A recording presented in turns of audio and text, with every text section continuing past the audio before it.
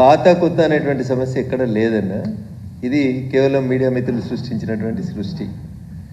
ఏ రోజైతే భారతీయ జనతా పార్టీ కార్యాలయానికి వచ్చి మా పార్టీ సిద్ధాంతాలు నచ్చినాయని మా కండువా కప్పుకుంటారో ఆ రోజు నుంచే వాళ్ళు భారతీయ జనతా పార్టీ నాయకులు. ఇక దానికి సీనియరు, జూనియరు, పాత, కొత్త ఇదంతా మీడియాలో వచ్చేటువంటి టెర్మినాలజీ అండ్ టెక్నాలజీ భాష తప్ప పాత కొత్త ఏముంటుందన్న. నేను భారతీయ జనతా పార్టీ నాయకుడు నేను చెప్పుకుంటాను. ఎన్ని సంవత్సరాలు నీ స్టాండింగ్ అని ఎవరైనా అడుగుతారా? ఇదేమైనా కోర్టులో కేసు వాదించడమా, సీనియారిటీ ఇచ్చేది ఉందా? కండువా కప్పుకున్న మరుక్షణం నుంచే మా పార్టీ నాయకులు మా సిద్ధాంతం నచ్చి మా ఆఫీస్కి వచ్చి మా నాయకత్వాన్ని బలపరుస్తూ కండువా కప్పుకున్న మరుక్షణమే అది ఉంటుంది. కాబట్టి నేను మళ్ళీ చెప్తా ఉన్నా, ఏమనంటే మీడియా మీద రఘునందన్ దాడి చేస్తుండంటారు. నేను మళ్ళీ చెప్తా ఉన్నా, మీ మీద స్వతంత్రం ఉంది కాబట్టి మాట్లాడుతూ ఉంటాను. నేను తప్ప ఎవరు మాట్లాడలేరు కాబట్టి మాట్లాడుతున్నా అని మాట్లాడుకుంటాను. కండువా కప్పుకున్న మరుక్షణం నుంచి మా పార్టీ, మా కుటుంబంలో ఏమైనా సమస్యలు ఉంటే తప్పకుండా పరిష్కరించుకుంటాం. భారతీయ జనతా పార్టీ అందరినీ, సిద్ధాంతాన్ని ఇష్టపడి పనిచేసేటువంటి వాళ్ళందరినీ స్వాగతిస్తుంది. తిరిగి రమ్మని అడుగుతా ఉన్నాం. పార్టీ ముందుకు పోతుంది, పార్టీ భవిష్యత్తులో అధికారంలోకి వస్తుంది. కాంగ్రెస్ పార్టీ మీద ప్రజలకు విశ్వాసం పోయింది అనేది నేను భావిస్తున్నటువంటి అంశం. ఇక భారం అయిపోయింది తెలంగాణ ప్రజలకి, వాళ్ళ సొంత కుటుంబ సభ్యులకు కూడా భారం అయిపోయింది అది. కాబట్టి ఇక దాని గురించి ఇంట్లోకే ఇష్టం లేనప్పుడు బయట వాళ్ళ గురించి మాట్లాడే ఉంటుంది. ప్రజలకు భారమైంది కాబట్టే ఇల్లు ఇచ్చుకపోయింది, మనిషికో దారిలో పోతున్నారు. కాబట్టి ఇక మిగిలింది నిజంగా తెలంగాణ కోసం కొట్లాడేది, నిలబడేది, కలబడేది, అవసరం వచ్చినప్పుడు ప్రజల పక్షాన నిలబడేది భారతీయ జనతా పార్టీ నాయకత్వమే. కాబట్టి పెద్దల్ని మళ్ళీ ఆలోచించమంటున్నా. వాళ్ళంతా మా ఐడియాలజీకి వెళ్ళిపోయిన వాళ్ళే. ఎన్ఎం శ్రీనివాసరెడ్డి లాంటి వాళ్ళు మా ద్వారానే బై ఎలక్షన్స్ లోపల మొదటిసారి ఎమ్మెల్యే గెలిచిరు ఎన్ఎం శ్రీనివాసరెడ్డి గారు.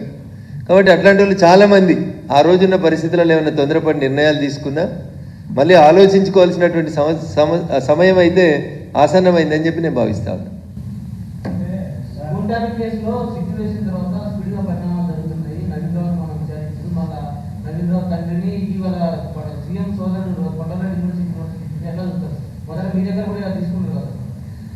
కోడలు దిద్దిన కాపురం, అత్త దిద్దిన సంసారం అని తెలుగు టీవీ ఛానళ్లలో రోజు వస్తుంటాయి సీరియల్. 365 రోజులు, 735 రోజులని.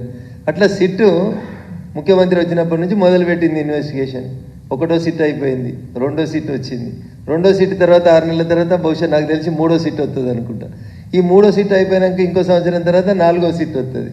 అప్పుడు ఈ వచ్చిన సీట్లన్నీ కాంగ్రెస్ వాళ్ళు ఏం చేసిరని విచారణ చేయాల్సిన పరిస్థితి వస్తుంది తప్ప గత 10 ఏళ్లలో టీఆర్ఎస్ ఏం చేసిందో వీళ్ళు కొండందవి ఎలుకను కూడా పట్టేటట్టు కనబడతలేరు ఈ సీట్ వాళ్ళు. అందుకని రోజు నోటీసులు ఇచ్చి, టీవీలకు బ్రేకింగ్ న్యూస్లు ఇచ్చి 3 గంటలు ప్రశ్నించారు, 8 గంటలు ప్రశ్నించారు, 12 గంటలు ప్రశ్నించారు. ఏం ప్రశ్నిస్తురన్నా? ఏం చేస్తురన్నా 3 గంటలు? ఏం కావాలి మీకు? టెక్నికల్ ఎవిడెన్స్ లేకుండా మీరు ఎన్ని గంటలు ప్రశ్నిస్తారు?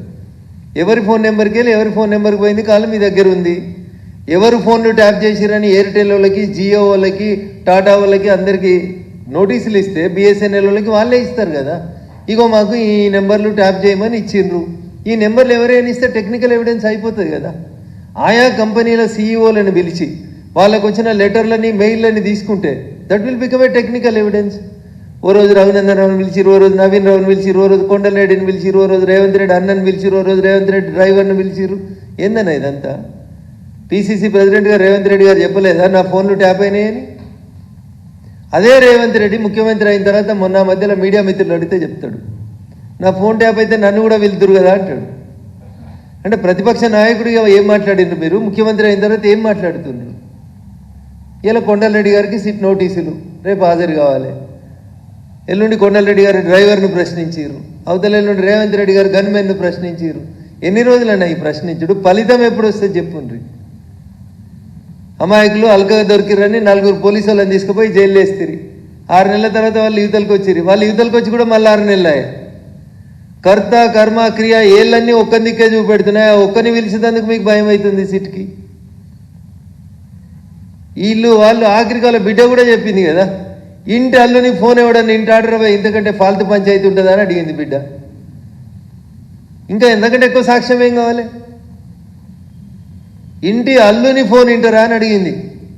నీ భార్య ఫోన్ వింటారా, నీ భార్య ఫోన్ కూడా వింటావా అని అడిగింది. మరి బహుశా వాళ్ళ వదిన ఫోన్ కూడా విన్నారని అన్నేమన్నా డౌట్ ఉందేమో ఆమెకి. సో ఇంత దరిద్రంగా వ్యవస్థలు నాశనం అయిపోయిన తర్వాత రోజు టీవీలలో బ్రేకింగ్ల కోసం సిట్ నుంచి పిలుపు. ఏం జరిగింది చెప్పు? మళ్ళీ పిలిస్తే వస్తాం. లీడర్లు బయటకు వచ్చి ఏం చెప్తారు? సిట్ అడిగిన అన్ని ప్రశ్నలకి సమాధానాలు చెప్పినాం, మళ్ళీ పిలిస్తే వస్తాం, విచారణకి సహకరిస్తాం. ఈ 3 మాటలు కాక కొత్త మాటలు ఒక్కటి చెప్పురన్నా. Everyday the same breaking news అంతే. ఎన్ని గంటలు? 3 గంటలు, 6 గంటలు, 9 గంటలు, 12 గంటలు. ఏమవుతుందన్నా? ఏం జరుగుతలేదు.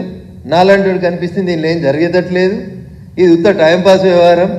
కాంగ్రెస్ పార్టీకి ఏదైనా ఎలక్షన్లు వస్తున్నాయని అనిపిస్తే ప్రతిపక్షాలని పిలుస్తురు సిటీ దగ్గరికి అని చెప్పి అబ్బా కాంగ్రెస్ ఏదో పని చేస్తుంది అని చెప్పుకునేందుకు జరుగుతున్న ఇన్వెస్టిగేషన్ తప్ప అది ఎస్ఐటి సిట్టా లేకపోతే సిఐటి సిట్టా నాకైతే అర్థమైతలేదు. అది కాంగ్రెస్ ఇన్వెస్టిగేషన్ టీం ఏమైనా అవుతుందా ఏమవుతుందో అర్థమైతలేదు. ఎస్ఐటి సిట్ కాస్త సిఐటి సిట్ లాగా అయిపోయినట్టుంది, కాంగ్రెస్ ఇన్వెస్టిగేషన్ టీం అయిపోయినట్టుంది. వాళ్ళు ఏం ఉద్ధరించేటట్టు కనబడతలేరు, ఏం ప్రజలకైతే న్యాయం జరుగుతున్నట్టయితే కనబడతలేదు. బ్లేటెంట్గా 650 నెంబర్లు నక్సలైట్ల పేరు మీద ప్రజాప్రతినిధుల పేర్లు ఫోన్లు ట్యాప్ అయినాయని సర్వీస్ ప్రొవైడర్ నుంచి మీకు ఉత్తరం వచ్చింది. ఇంతకంటే ఎక్కువ ఏం కావాలి? అంతమంది పోలీస్ అధికారుల్ని రిమాండ్ చేసినప్పుడు వాళ్ళు సాక్ష్యాలు చెప్పారు మీకు. ఇంకా ఏం కావాలి?